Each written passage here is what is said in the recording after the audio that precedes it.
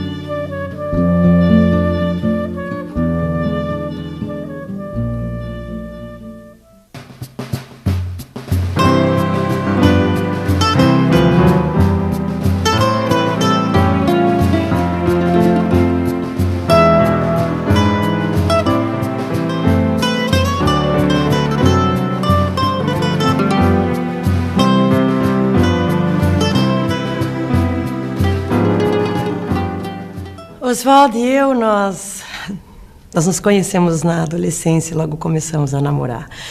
Meu pai, o comendador Manuel da Fonseca, não via com bons olhos o nosso namoro, mas quando ele se formou médico e me pediu em casamento, o Oswaldo já havia dobrado o papai.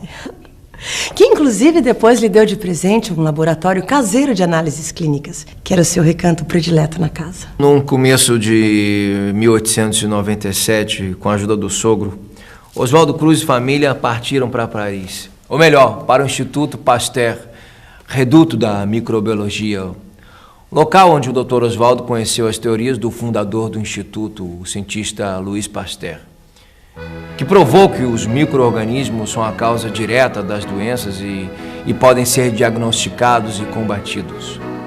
Essa nova linha de pensamento influenciou definitivamente e norteou as decisões profissionais do Dr. Cruz e até o fim da sua vida. Ah, foi em Paris que Oswaldo se encontrou. Ele ficou fascinado pela microbiologia, pelo Instituto Pasteur, pelas discussões, pelo teatro. Inclusive, tivemos a oportunidade de assistir a Sarah Bernard.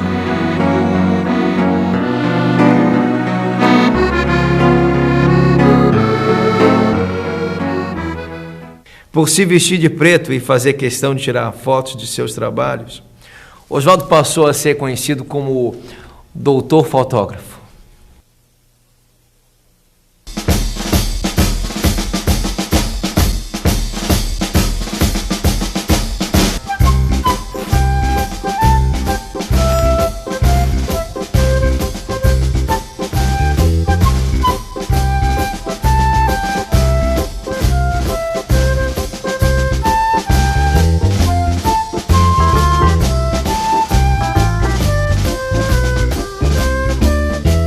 Oswaldo e seus dois colegas confirmaram o diagnóstico: peste bubônica. O dilema seguinte era se o Brasil deveria comprar no exterior ou produzir aqui o soro antipestoso. A argumentação dos cientistas se mostrou poderosa e o governo brasileiro decidiu pela produção nacional.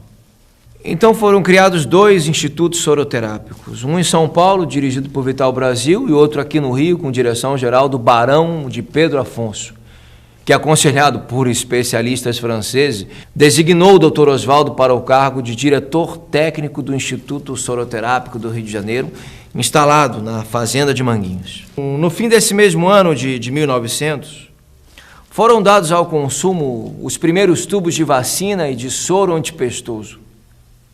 Com 6 meses de vida, o Instituto Soroterápico apresentava ao mundo científico 2 produtos biológicos considerados pelos competentes de excepcional eficácia.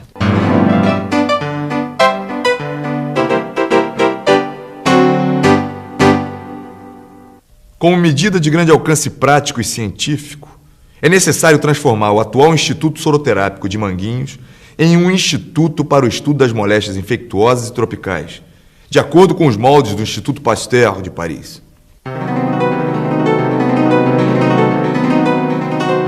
Sim, Oswaldo e o barão de Pedro Afonso viviam às turras. Após 2 anos de trabalho e discussões constantes, eu acho que a relação dos dois havia se esgotado e ambos pediram demissão.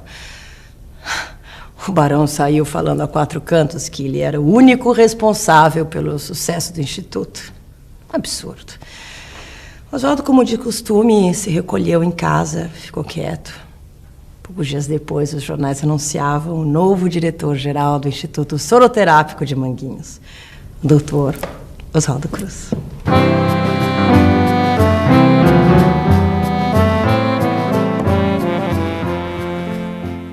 O Rio lembra Tânger, Alexandria, Orã, com sua população descalça e mal vestida, as suas toscas lojas de comércio.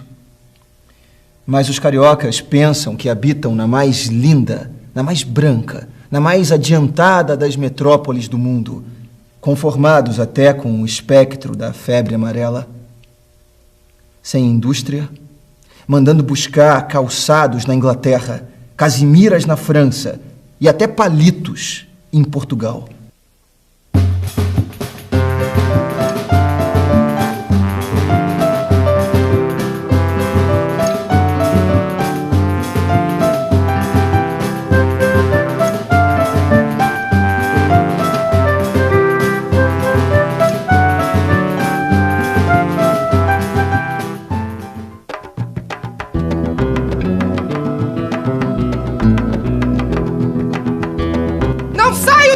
Toco fogo nas canjicas, rasgo isso aqui tudo! Me solta!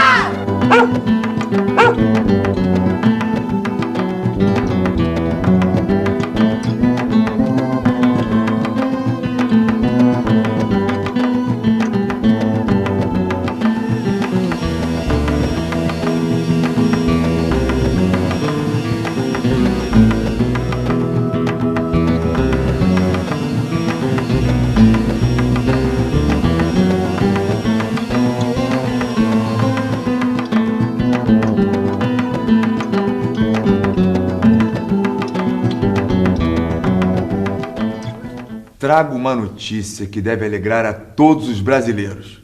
A dos magníficos resultados da campanha contra a febre amarela em Havana.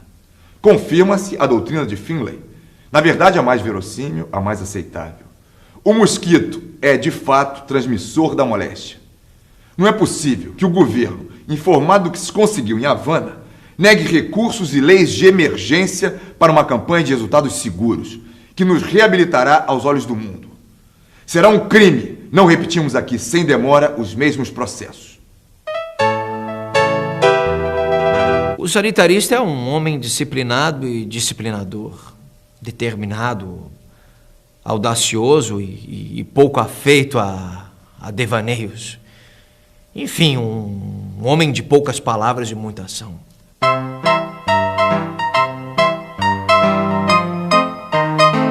Extinguirei a febre amarela no prazo de 3 anos, se o governo me der força e recursos.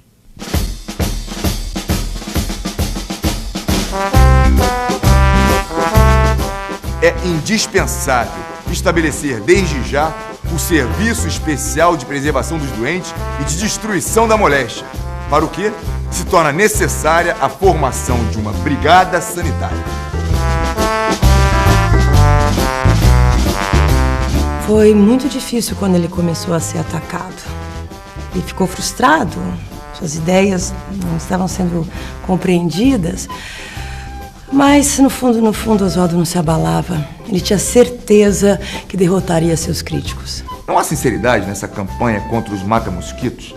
Eles não se batem contra nada, apenas contra o Oswaldo Cruz. Se cedesse, inventariam outro pretexto para me hostilizar.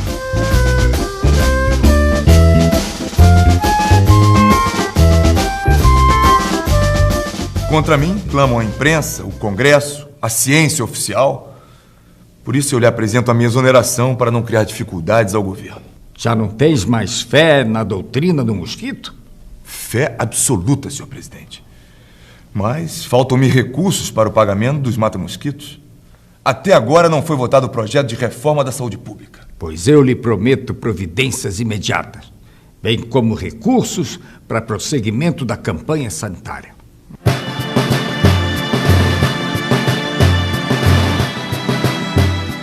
A base do trabalho de combate à peste bubônica é a desratização, ou seja, o extermínio dos ratos que abrigam as pulgas transmissoras da doença.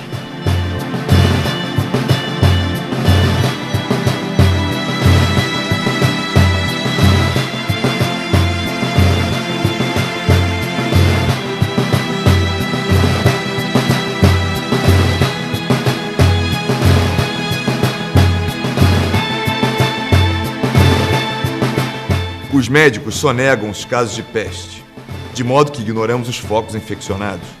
Tenho feito o que é humanamente possível fazer, mas não será possível acabar com a peste enquanto não existir a notificação compulsória. E esta é uma medida necessária e indispensável.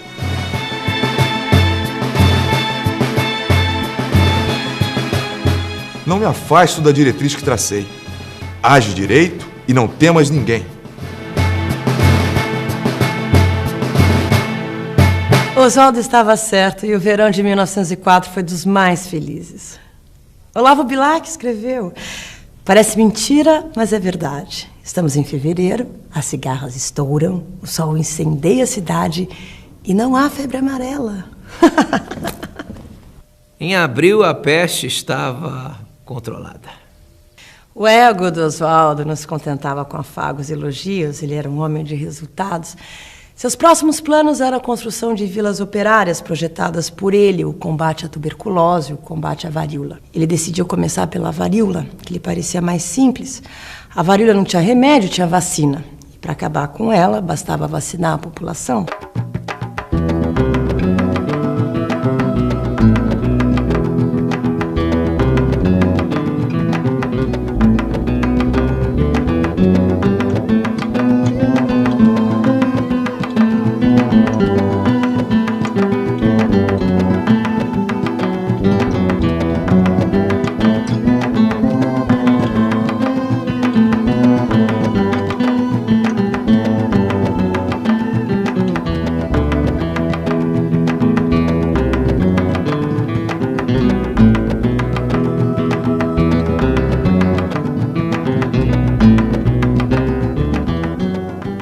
Oswaldo pensava, então, em estratégias que pudessem beneficiar a todos. Existe varíola porque a população não quer vacinar-se. Quem é vacinado não contrai varíola. Tem varíola quem quer.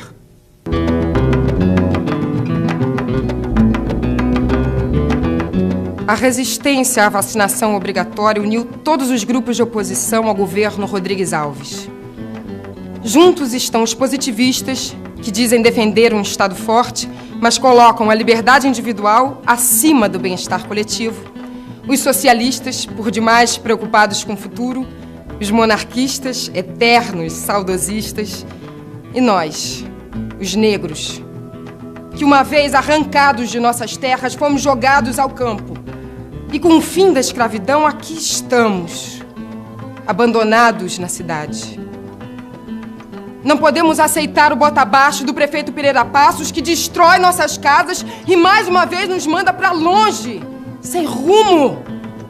Também não podemos aceitar que esse doutor Cruz violente nossa cultura, impondo uma vacinação sem qualquer justificativa nem respeito às nossas tradições.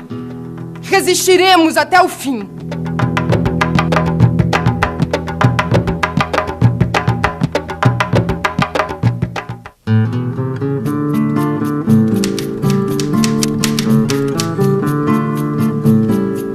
Temos notícias alvissareiras? Ouçam o discurso do senador Rui Barbosa.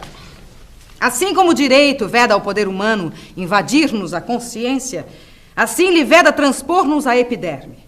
A polícia poderia lançar-me ferro aos pés, mas introduzir-me nas veias, em nome da higiene pública, as drogas da sua medicina, isso não pode. O Estado não pode, em nome da saúde pública, impor o suicídio aos inocentes. Perfeito! Esse Oswaldo Cruz é um facínora. No meu braço, doutor, nenhum coloca a mão, não. Abaixa o governo. A questão é simples. Ninguém pode me obrigar a tomar a vacina. Do meu corpo, cuido eu. Na minha casa, esfuracador nenhum entra. Dr. Cruz não perde por esperar. Não dou mais 3 dias para ele cair.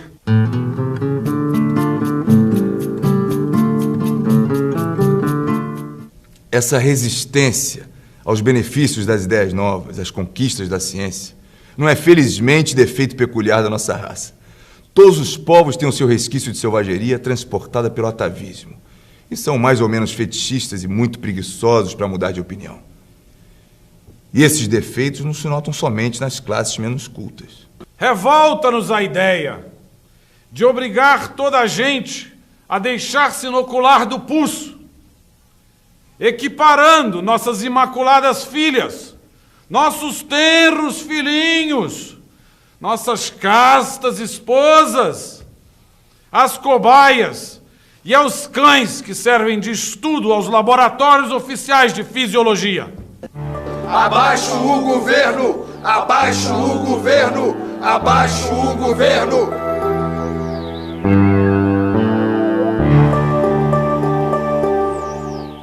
A vacinação obrigatória é apenas pretexto para me atacarem.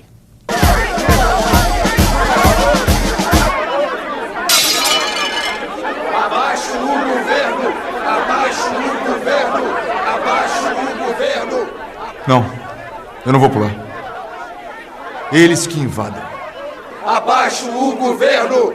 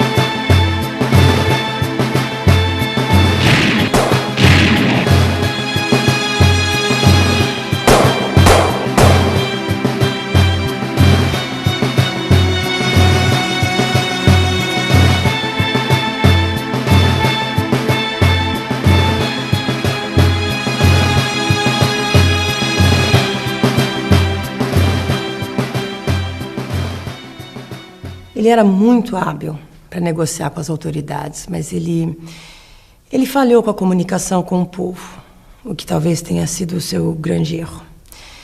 E Oswaldo ficou, então, muito, muito deprimido. Nos momentos difíceis, ele procurava seu pai. Era no cemitério que ele organizava seus pensamentos.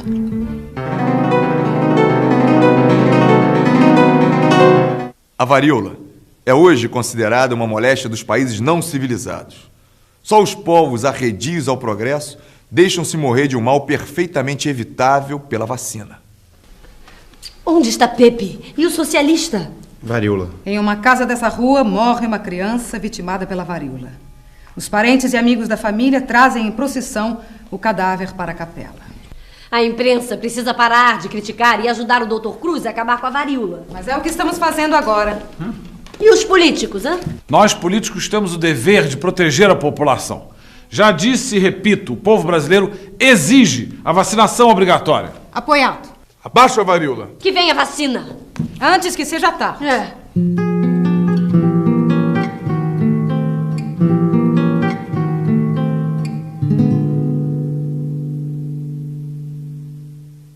Oswaldo era um carioca típico.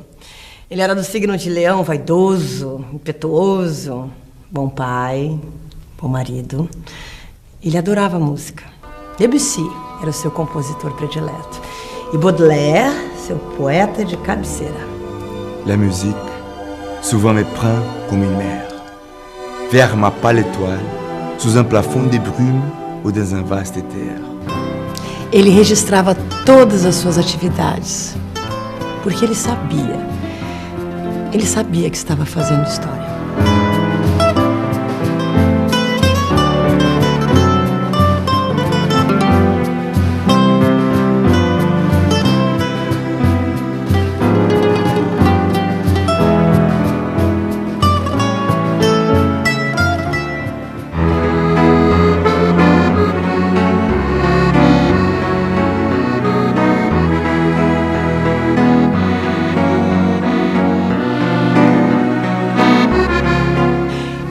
mesmo fez os primeiros esboços do Castelo de Manguinhos. Ele pesquisou, rabiscou e durante a obra ele praticamente se mudou para lá.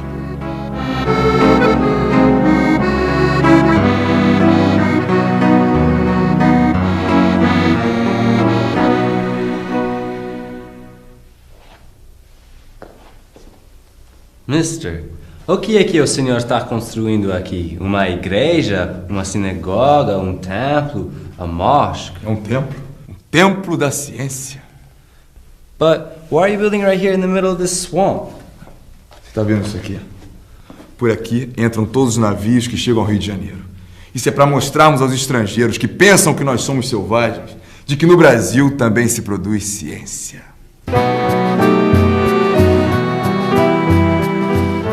O Instituto de Manguinhos foi convidado pelo governo alemão a participar do 14º Congresso Internacional de Higiene e Demografia, que se reuniria em Berlim. Oportunidade perfeita para o Dr. Oswaldo submeter ao julgamento de um tribunal imparcial de alta competência a obra científica que estava realizando na diretoria de higiene. Die brasilianische Hygieneausstellung in Berlin war eine Offenbarung. Wir glaubten nicht, dass Brasilien fähig sein würde, sich auf dem gleichen Niveau der ersten zivilisierten Nationen zu stellen.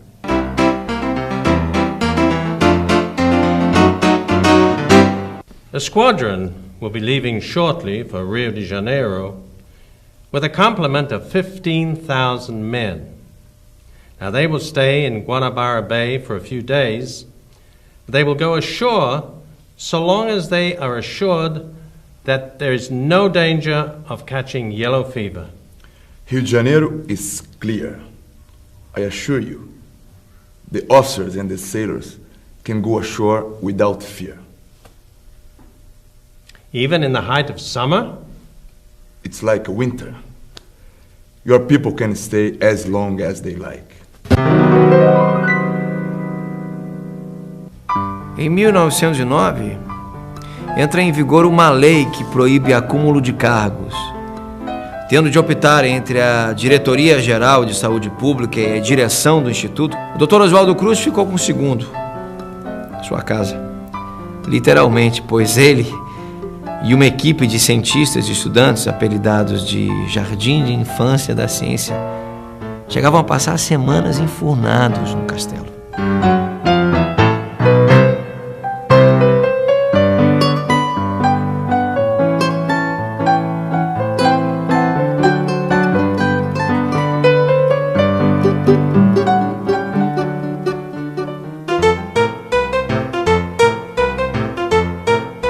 Em 1910, Oswaldo Cruz aceitou o convite da Companhia Estrada de Ferro Madeira Mamoré para supervisionar as condições sanitárias entre os dois rios.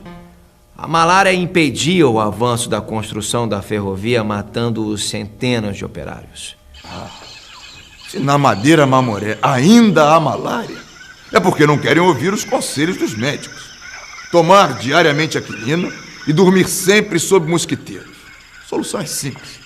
Assim como não se paga ao operário que não deu conta da tarefa prescrita, não se pagará tão pouco ao que não cumprir a obrigação profilática.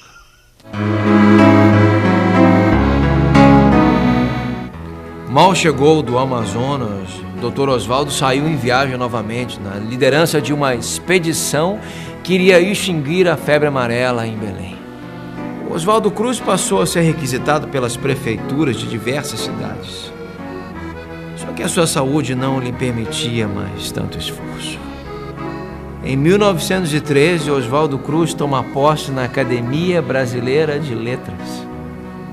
Com a saúde bastante abalada, aceitou a sugestão do seu filho Bento e se mudou para Petrópolis, em busca de ares mais amenos. Pouco depois embarca em outra ideia de seu filho e faz o jogo político que lhe assegura o recém-criado cargo de prefeito de Petrópolis, o que deixou a classe política local em alvoroço. Mas a sua gestão foi curta, um descolamento de retina que o deixou praticamente cego, o fez pedir licença do cargo.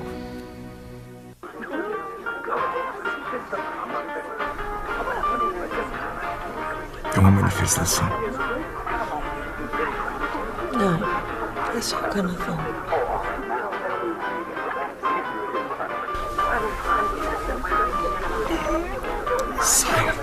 Saiam, por favor.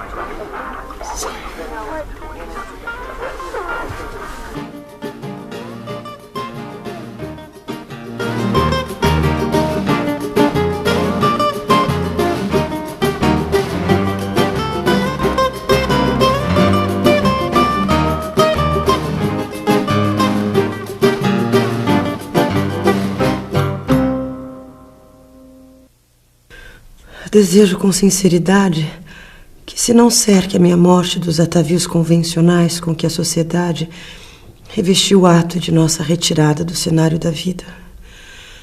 Pelo respeito que voto ao pensar alheio, não quero capitular de ridículos esses atos. Julgo-os para mim completamente dispensáveis e espero que a família, que tanto quero, se conforme com esses inofensivos desejos que nasceram da maneira com que encaro a morte. Fenômeno fisiológico naturalíssimo, ao qual nada escapa.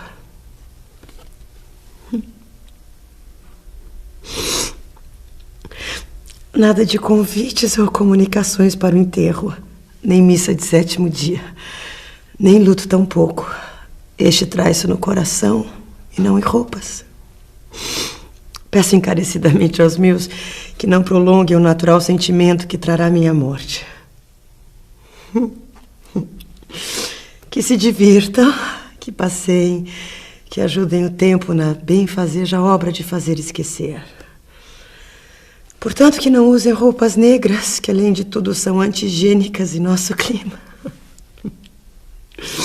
Que procurem diversões, teatros, festas, viagens, a fim de que disfarcem essa pequena nuvem que veio empanar a normalidade do viver de todos os dias. É preciso que nos conformemos com os ditames da natureza.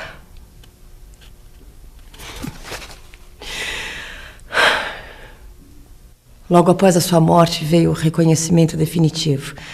Até o senador Rui Barbosa, um dos seus críticos mais ferrenhos, se curvou ante os frutos de uma vida dedicada à melhoria das condições de vida da população brasileira.